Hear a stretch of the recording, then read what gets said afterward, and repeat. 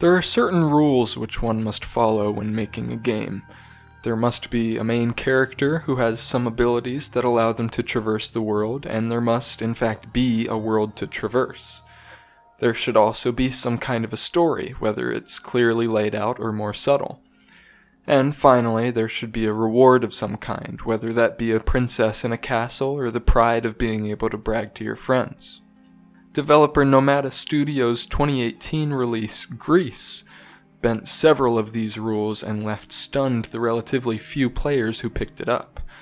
Gris is an undeniably beautiful game, and I believe its focus on artistic expression and beauty could have a much larger impact on games as a whole than many people realize.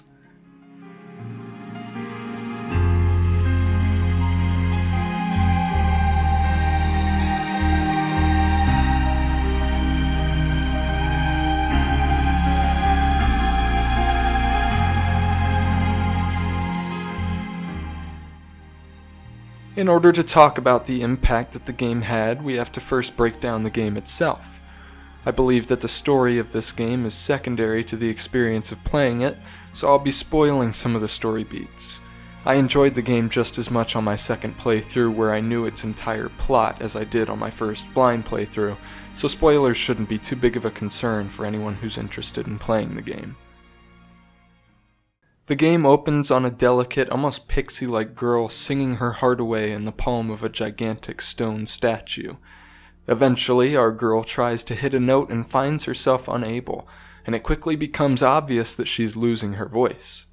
When her voice goes completely, the statue which she was perched on crumbles and falls, dropping the girl to the ground far below and leaving her stranded in a colorless wasteland. Seeing the world so quickly change from beautiful to bleak sends a very clear message to the player. The girl must sing again. It's worth noting that our main character is also the titular character, named Gris, which is also the French word for grey. While this isn't stated outright in the game, it does provide an interesting connection to the incredible use of color throughout the game, and it's also a great segue. Each new level that you reach is totally saturated with a specific color, the first of which is red, the second green, and the third blue. From a gameplay perspective, this does a great job of differentiating each level from the other and creating a sense of progression. But the color is also directly connected to the game's story, as Gris returns more color to the world with every major milestone she reaches. So, as is probably plainly obvious already, the aesthetic and visual appeal of the game is, in essence, the motivation to continue moving forward. Your reward for completing a level is returning more color to the world. There are even several puzzles within the levels themselves that, when solved, simply reward the player with a beautiful scene or an emotionally provocative statue.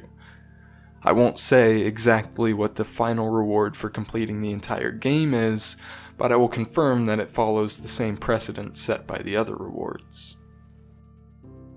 Since this is a video game, it's equally important to talk about the mechanics of the game. They are very simple and straightforward. Gris follows the classic formula for platforming games. You move left and right on a 2D plane and you have a jump button. There are some abilities that you gain as you progress, but they are few and far between. For the most part, you'll be doing some very easy jumps and solving simple puzzles, which should sound trivial to any seasoned gamer. However, the easiness of the game is absolutely the developer's intention. Their goal is that every gamer, experienced or totally inept, will play through the whole game and see it in its entirety. You can't even die. There are a few enemies in the game who pop up from time to time, and while they appear threatening, it is impossible for Gris to die. You're supposed to finish this game and see what it wants to show you. I haven't even mentioned the game's soundtrack, which is put on a pedestal just as high as the visuals, and for good reason too, because the music is absolutely incredible. Because there is no dialogue, the responsibility of conveying emotion and message of every moment falls on the music, and it completes this task to the fullest degree.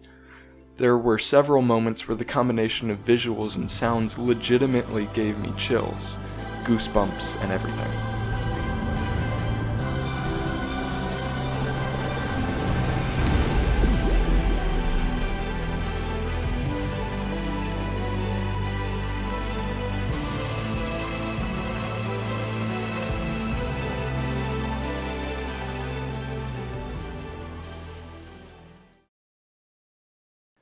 Obviously, as this is a game which challenged many classic video game conventions, the reviews came back somewhat mixed.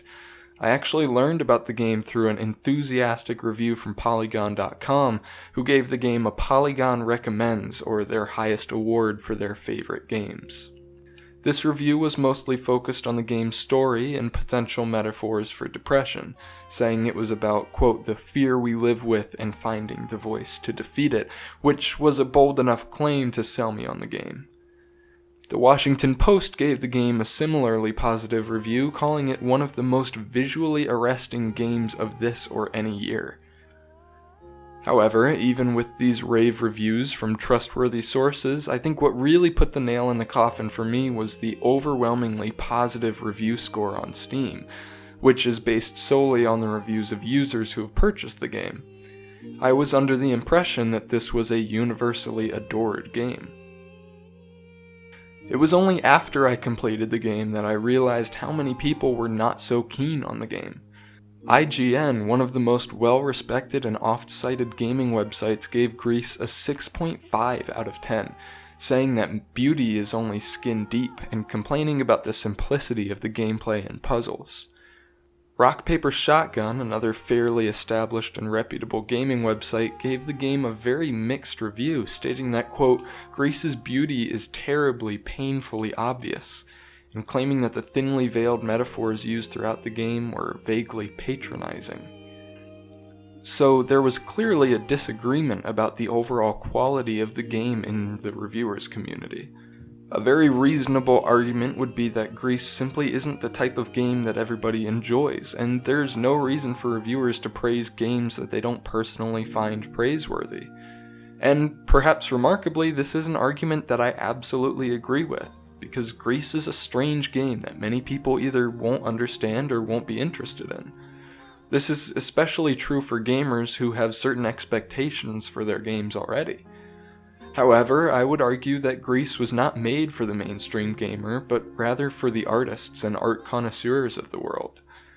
I don't know that the developers were necessarily surprised when the game had a somewhat quiet release, but that doesn't change the fact that they had a lofty vision for their game and video games as a medium.